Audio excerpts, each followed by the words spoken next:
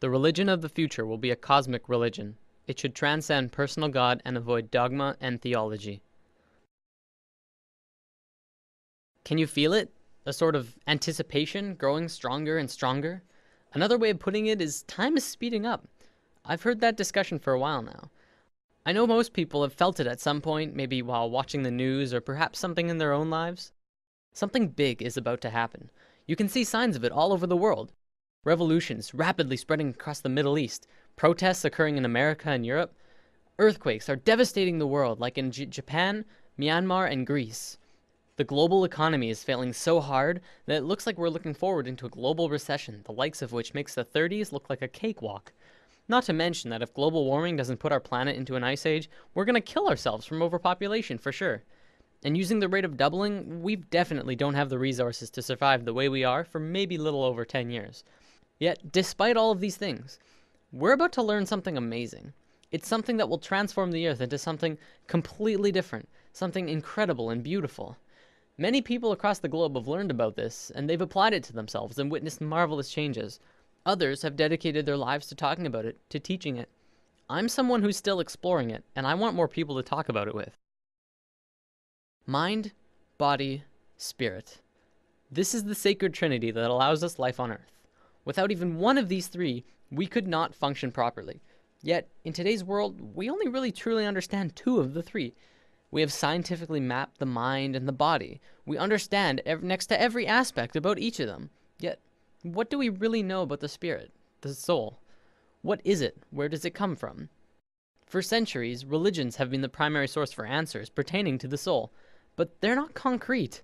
Many different religions have a different answer and ideas about how things work on this level. Recently, however, a discovery was made, which led to new discoveries and further discoveries. These incredible insights went largely unnoticed by the global community, and while governments and secret services of the world acknowledged them, it wasn't something that really got to the masses. Today, this information is still slowly coming out, and I'm going to share it with you.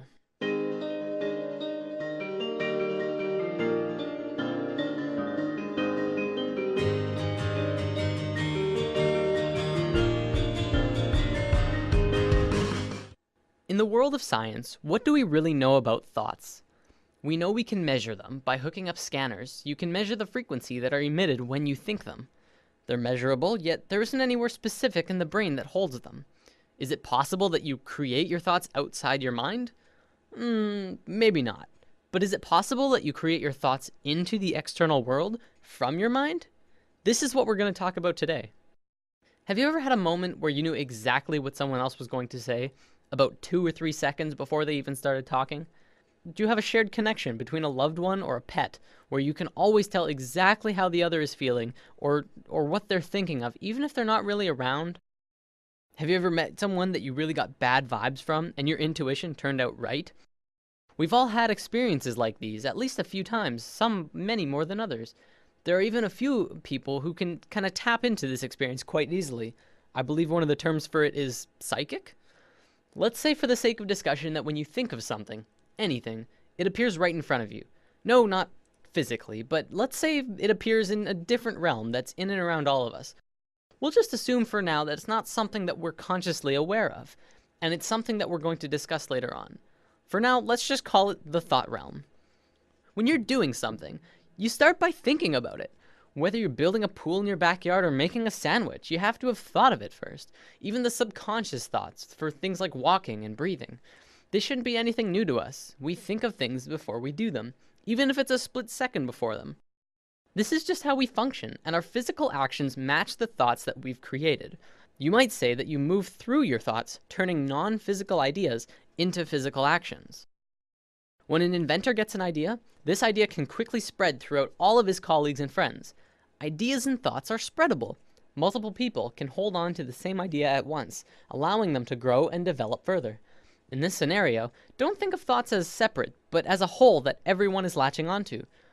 Of course, because we can't physically see this realm of thoughts, we can't tell exactly what the original idea was, only the interpretation that they describe using functions like speech and body language, as well as our own intuition, which is how thoughts connect to each other. Because of this, we add a bit of our own creation to the mix, our own spice, while still working towards the same common goal. A social gathering is another good example of this at work too. People gathering together because they share the same ideas, thoughts, and emotions as the rest of the people there. An example could be a college course on architecture. People interested in architecture would attend the course because they share the same interests mentally. This shouldn't be anything mind-blowing. It's our day-to-day lives, just from a different perspective.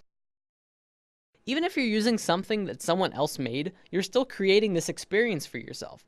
You manifested that iPad or house or whatever into your experiences. So with thoughts connecting with other thoughts comes our first big realization.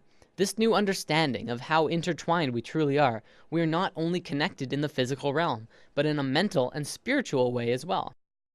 Up until recently, humankind has always understood simply that they were connected only through their physical being. We assumed that the conscious experience, as well as all of the thinking, was totally 100% isolated from the rest of everyone else. The fact is, we're not. We are so connected with each other, it's almost impossible to believe. Think about almost every creature on Earth. What do we really know about the bond that connects them? Geese are able to travel long distances, switching who flies in front like clockwork. Many fish swim in large schools, and we know that they don't have a form of verbal communication. Our pets are able to communicate with each other without speaking. Yet, it's like they know what each other are feeling and connect in a very amazing personal way.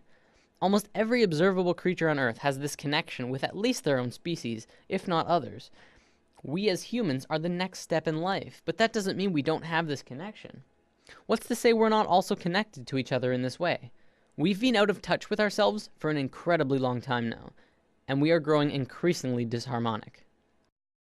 Now, thoughts being created are just the tip of the iceberg. The real interesting part comes when you look at emotions. Emotions are much more powerful than thoughts. Emotions pull on you, they control your actions, they guide you throughout your life.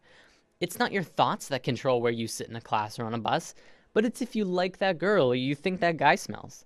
When a couple is together, it's their emotions that keep them tethered. Same with if they're fighting, it's their emotions that break them apart. You watch TV shows that you enjoy. You hang out with friends because you have emotional bonds with them. Now, this applies on a smaller scale too.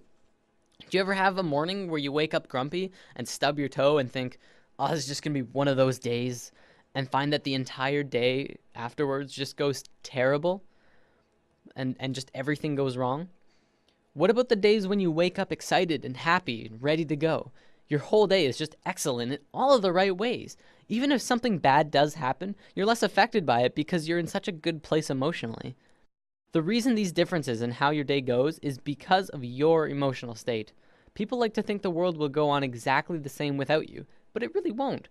People interact differently with other people, and everyone would have a completely different experience if you were not there. Imagine this scenario. There's a bully in a playground who's looking for someone to beat on. There's kids playing sports, kids skipping rope, kids on the swings, and then off to the side there's one boy sitting in the grass watching the rest of everyone play. He doesn't feel like anyone else will want to play with him, so he sits apart from the group. The bully instantly knows where to go, and the circle of hurting begins. See, it's through the feeling of being vulnerable that you become vulnerable in the physical. If the boy had walked outside for recess and told himself, I can fit in, he would probably be playing sports right now. This applies to the bully as well. He didn't have anyone else to play with, probably because of some insecurity, mental, that led him to need to hurt others.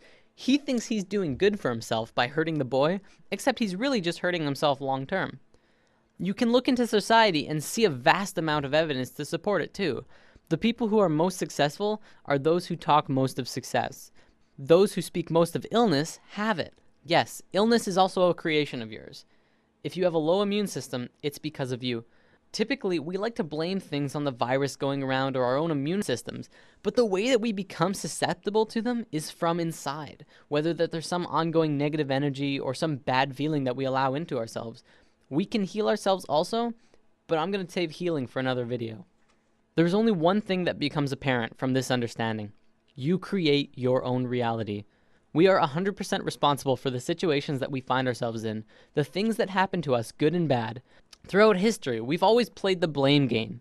It's his fault I didn't get the promotion. It's her fault I couldn't go to the game. It's everyone else's fault I'm so depressed. Whatever it is, and this may be the hardest thing to truly get, it's your fault.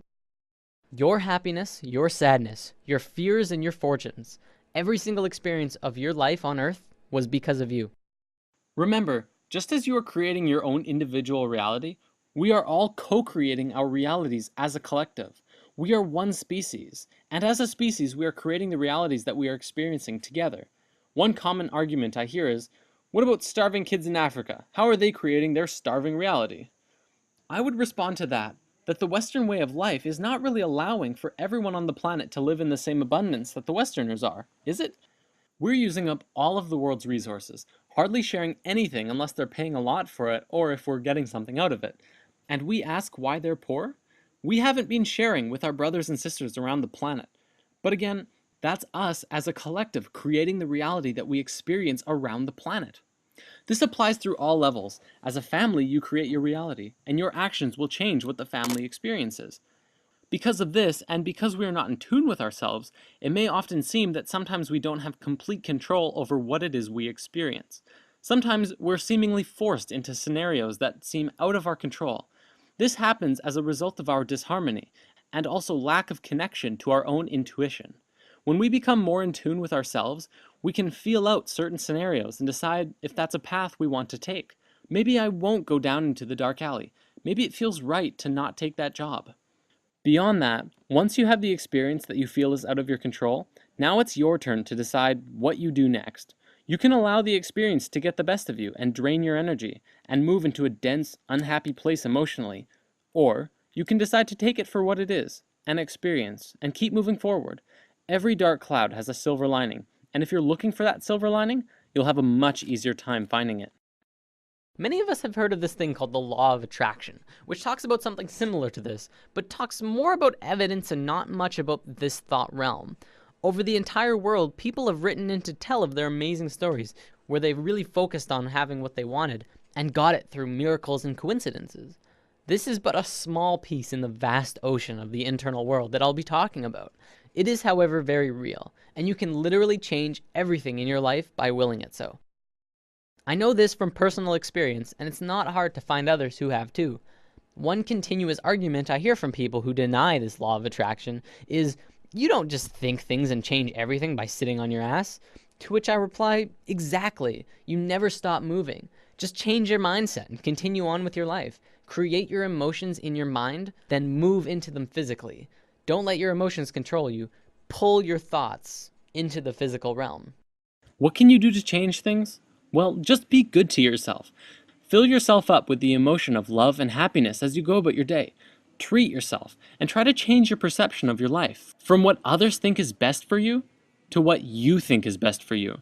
Take a few minutes to sit down and actually just ask yourself, what do you really want?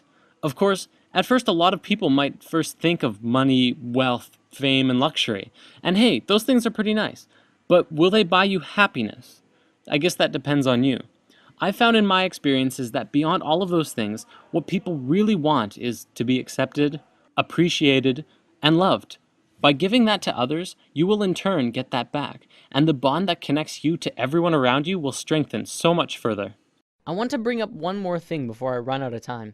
There was a scientist in Japan a few years back who made an incredible discovery, but one that also went largely unnoticed or recognized by the global scientific community. Dr. Masaru Emoto discovered that by putting words on a side of a glass of water and freezing the water, you could change how the water would freeze into crystals. On a jar that said, "I love you," this is how the water crystal froze.